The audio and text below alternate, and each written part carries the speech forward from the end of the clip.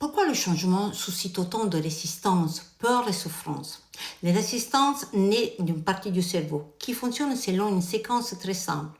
Changement égale danger, danger égale douleur. Comme ça, pour nous protéger, il active des bagues, des programmes automatiques inconscients qui, sous forme d'ego, peur réelle et imaginaire.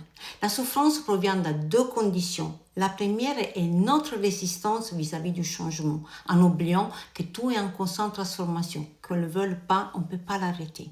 La deuxième condition, c'est quand la transformation nous touche personnellement. Il nous demande de briser des schémas, remettre en question notre identité, affronter des émotions refoulées. Là, il y a un conflit intérieur créé par le contact avec qu'est-ce qui se passe en nous. Ça fait mal. L'inconfort et la douleur activent l'instinct qui cherche des voies d'évasion.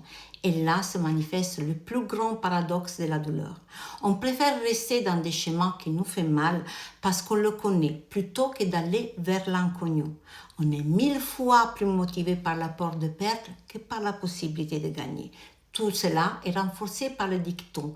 Ne quitte pas l'ancienne voie par la nouvelle. Tu sais ce que tu quittes, mais tu ne sais pas qu'est-ce que tu vas trouver. Et on vit dans une société qui nous offre du confort et du bien-être où la douleur doit être évitée, cachée.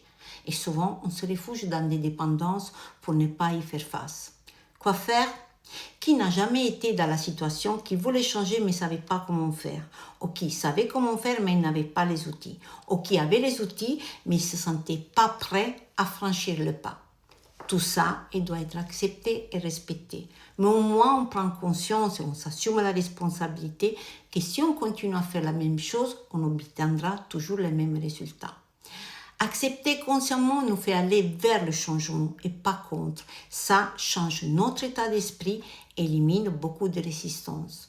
On ne sait pas seulement guérir, on découvre des ressources en nous cachées, on brise des schémas, on enlève des croyances, on interrompt des cycles.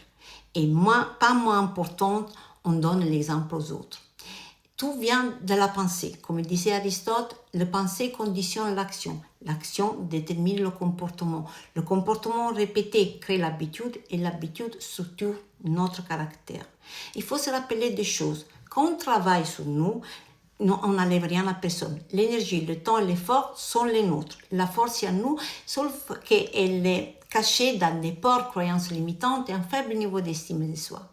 Ce processus a son propre rythme et chacun a le sien. Sois gentil et patient avec toi-même et respecte-toi, car le fait de l'avoir engagé, c'est déjà ta grande victoire. Dans la prochaine vidéo, je vais vous donner 3 étapes concrètes pour briser ce cycle.